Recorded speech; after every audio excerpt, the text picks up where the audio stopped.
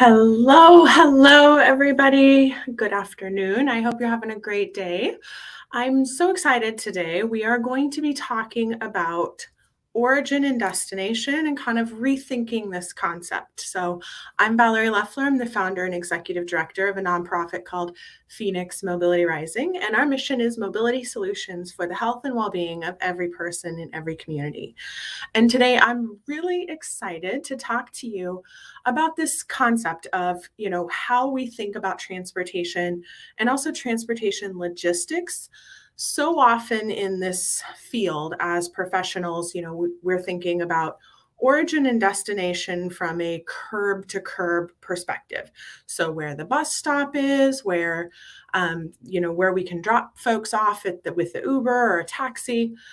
But I'm thinking as we have these conversations, I was at a global mobility symposium talking to Dr. Henry Liu about 2 or 3 weeks ago. And one of the things that was being shared on stage is the challenges and the struggles as it is as a wheelchair user to navigate. And in this particular case, she was talking about just her experience trying to get to the conference and the challenges that there were from, where the train station got off. Could she get to the bus stop? Well, the bus stop, she had to go across 6 lanes of traffic to get onto the other side of the street. And, was there going to be accessible demand response transportation? Was it going to be reliable? All these things. And Henry and I were talking later that day, and he said, really, it's all about rethinking how origin and destination are configured. And that is exactly right. So today, we're going to be talking about several different dimensions of this first and last mile challenge when it comes to mobility. And there's so much that go into it. We're going to talk about sidewalks, safety, accessibility, gender, poverty, race, and ethnicity. All of those things have major impacts on how individuals navigate their communities and that first and last mile that's missing, or that space between, if you will, the curb and the door, and the challenges that are inherent to it. Now, before I get started, each of these topics that I'm going to touch on for maybe 30, 45 seconds could be entire books in and of themselves, and in some cases, even entire majors and how this is looked at. So please don't anticipate please know I'm not thinking I'm covering all the topics today. I'm just providing a bit of depth because I think in transportation and in transportation engineering, we're really focused so many times on the infrastructure as it relates to, literally the sidewalks and the concrete and the asphalt and the bridges and the guardrails and those kind of things. And this dimension of humanity that gets lost in literally the point of which we pick somebody up and we drop somebody off, but yet that other part of that journey that gets missed. So I'm going to just touch on each of these topics and look forward to doing future videos on just each one of them individually and invite you to ask questions in the chat. I will give you a heads up. Sometimes the questions, if they're coming in, they might be a little bit delayed with the way that social media uses these live stream platforms. So first step, let's talk about sidewalks and elevators in this first and last mile destination. I think one of the things that we at Feonix have had really interesting experiences in, we had a US DOT FTA innovative coordinated access to mobility pilot in Columbia, South Carolina, where our mission was really to see if we can get somebody to the bus stop. So let's say we get rid of that first mile, last mile challenge. Can they get the rest of their destination to their healthcare appointment? And right now, really, when we started working on it and we got through it, roughly 1 in 10 are able to, who need this transportation assistance to get that first and last mile, are able to navigate to the bus and make it the rest of the way. When you say, what about the other 9? What are those other dimensions that's going on for that individual in their mobility journey? So one of them that we found out was when you get somebody to the bus and then they get to their destination, we have to think about where the bus stop is at the destination and where they're going at the doctor's office or where they're going. And what we found is, 60 to 70% of the time, at these major healthcare facilities, there were still sections of sidewalk missing from the bus stop to the front entrance of the healthcare facility. And so it's like we can get them all with the last 30 feet. And so, we really have to think about that where we're missing sidewalk infrastructure. In many cases, when you are looking at mobility, there's stairs are the only way to get up to the entrance. And so there may be a ramp if you go all the way around the building into the back, or maybe there's no ramp at all. And so we have to start thinking about how do we make mobility origin and destination door to door and not curb to curb. And if they're not safe at that curb or they cannot get to the curb, none of it matters. Let's talk about safety. Let's cover that next. So one of the things that when I was little, used to have to do, I grew up in a farm in a rural area, so you have to go out and get the mail. And it was pitch dark outside. And I just remember I was probably 4 or 5 years old. Mom and dad would say, Valerie, go out and get the mail. And it was like 9:30, 10 o'clock at night. And I remember just walking out to the mailbox terrified. There was no light outside, maybe the stars if it was a clear night. Sometimes you could hear coyotes howling in the background. And it was just terrified. And I remember, that sense of, I don't feel safe. And when we think about our public transit infrastructure and the percentage of bus stops, pick up and drop off, that are places where there's no lighting. And so when we think about how can we increase mobility? How can we increase our public transit utilization? Lighting at the bus stops goes a long ways. Signage, making sure they can tell, am I at the right bus stop? What are these other dimensions of mobility that get lost when we talk about infrastructure? Another component of mobility in that first and last mile journey when it comes to safety is the crime rate in some of the communities. And thinking about, standing outside in the dark after hours, feeling safe in a community that, maybe there was a homicide, not 3 blocks from where that bus stop is, and thinking about, do I feel safe waiting here to get to work? Do I feel safe waiting here to go to the doctor? Those kind of things. Another component is the distance of the bus stop from the curb. So one of the things that I remember when I was visiting with some folks who were working in St. Louis on reducing infant mortality, and they were talking about, how reluctant or some of the challenges that women were having using the local public transit to get to the doctor.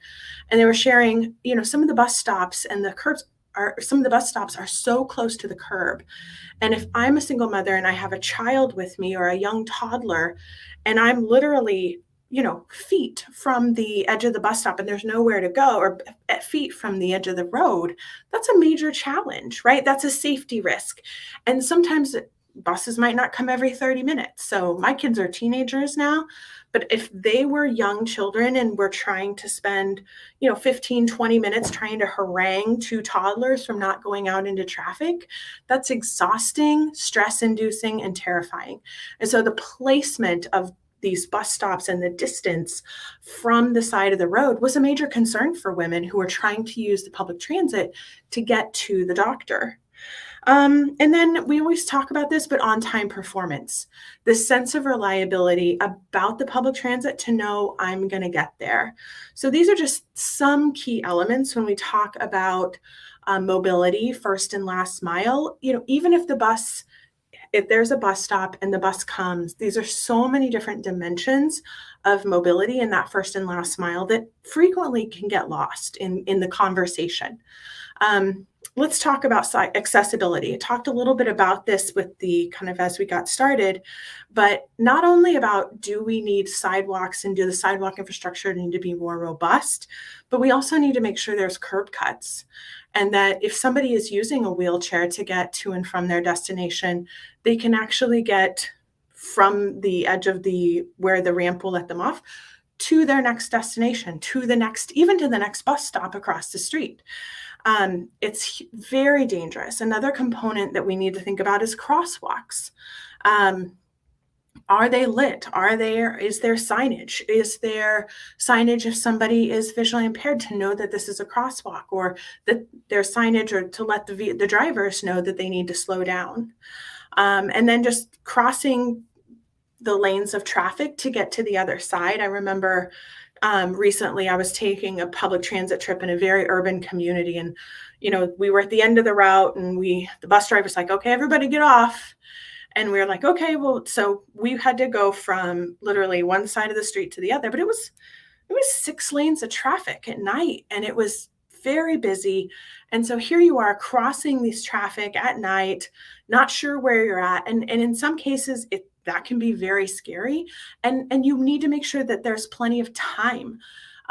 If I'm walking and I'm using a walker, or I need additional time because I just need additional time to walk, if I'm afraid, am I going to get there?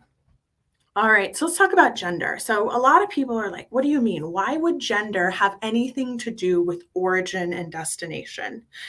And I think a lot of this conversation comes into the sense of safety. And a lot of this conversation particularly focuses on the challenges for women in this experience of either getting to the bus stop or getting to their destination, and just walking in our communities. And so there was a study that was done by the Thomas Reuters Foundation that found that safety was the number one concern for 52% of women when considering which form of transportation to use. And I think there's a great book that's written on this, and there's a lot of literature that's coming. It's in progress, or has just recently been released, or is coming soon, about the pink tax. That in order for women to be safe, we have to choose more expensive types of mobility. And we're talking with one of our technology partners, and they were sharing about in a community in Europe, they were actually studying the lighting around the public transit infrastructure, the bus stops, in order to create a more safe environment for women to experience their city and experience tourism. And so we know that this is a challenge when it comes to, having somebody decide, I'm going to go from my home to the bus stop to get where I need to go. There was another study that was done by Cornell University that found that 85% of women in the US experienced street harassment for the first time before the age of 17. Let me just say that again.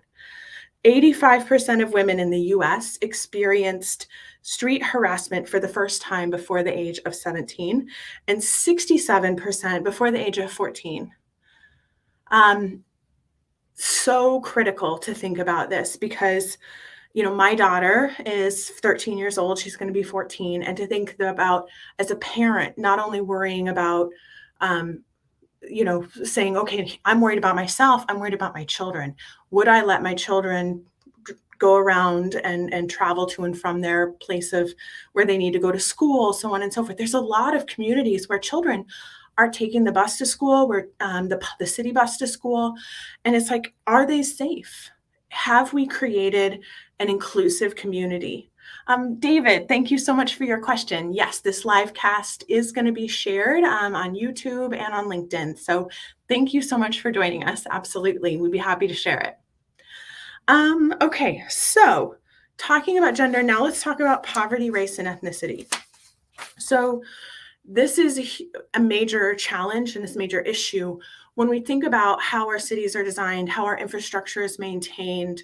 There was a study done by a group called Smart Growth America, and they found in the data between 2010 and 2019, there were 53,435 fatalities that occurred.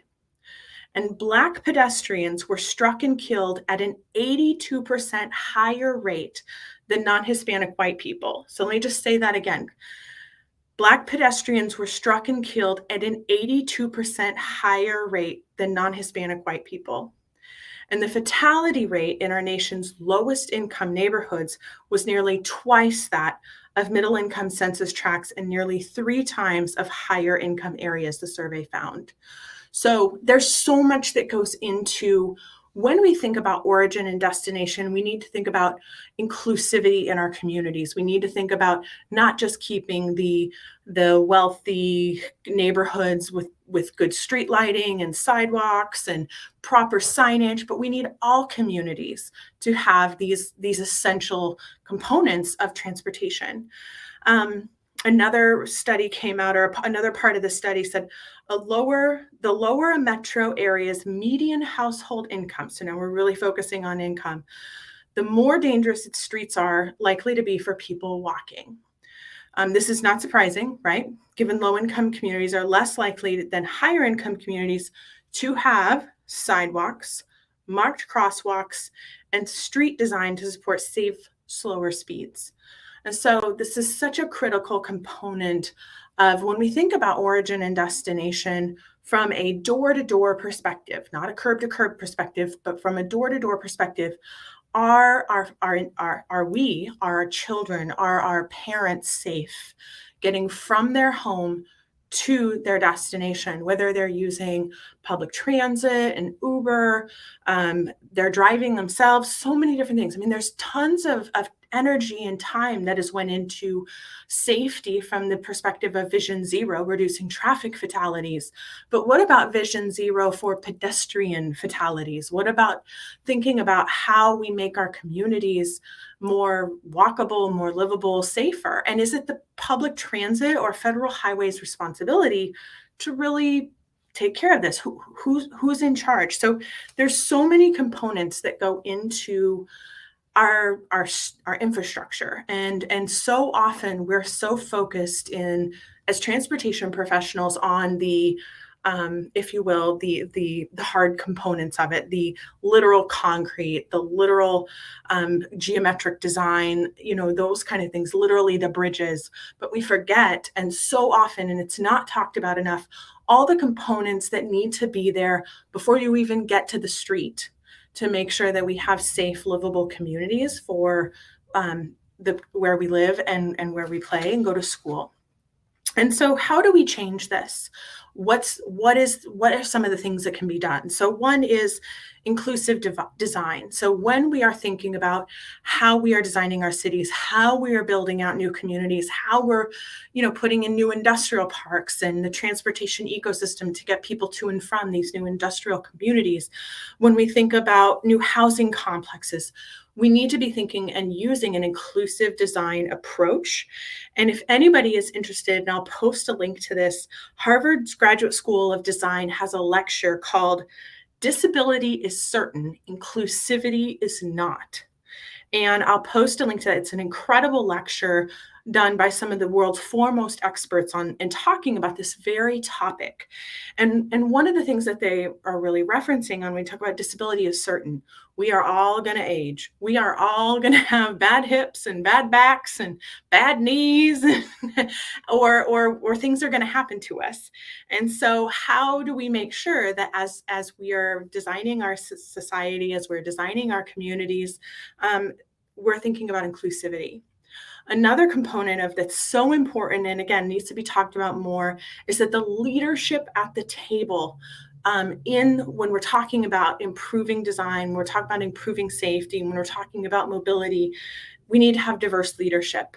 We need to have individuals who are from all income ranges, multiple different types of race and ethnicity, multiple types of experiences, individuals who only use active mobility, individuals who only use public transit, individuals who drive. And so many times when you look at who decided this, it's not even individuals who live in that community that will be impacted by it. And so having an inclusive design approach and diverse leadership at the table are two key things that I think are very important. And finally, money. We need to fix so many components of our mobility ecosystem. And y'all, we are in luck. USDOT has a a huge grant opportunity out there on the table to the tune of $1 billion. Yes, with a B, $1 billion is out there right now. And this initiative is called Safe Streets and Roads for All, which is a discretionary program. There's $5 billion total from across the US, but there is $5 billion right now that has been allocated to address these challenges of sidewalks and inclusivity and safety and mobility and crosswalks and all these kinds of things. So if you are in a community and you see there are challenges, I encourage you to do two things. One, talk to the individuals in that community. If you're in that community and you're seeing these things, get with your local city leadership, get with your county leadership, get with your transit agency, and really look at this because there is funding that is available. The NOFA is open right now through July 10th, and there's so many ways that this particular pot of funding can be used to address these infrastructure barriers, to address these other human dimensions of mobility that often get kind of like, well, I don't know, it's not my problem. I don't know how we're going to address it. So anyway, there is funding out there right now to address these challenges. And I encourage everybody who is in a community where you are in a position to make change happen to check out the NOFA and learn more. So all right, so second live stream, the Feonix Insider, and for 2023. I'm excited for everybody who joined us today, and if you're watching the replay, thank you so much. I'm going to post links to the Harvard graduate school lecture and the NOFA for the Safe Streets and Roads for All program. And if you have other questions, post them in the comments and I'll get back to you or direct message me. I hope everybody has a wonderful afternoon and thank you so much for watching and we'll catch you next time. Cheers.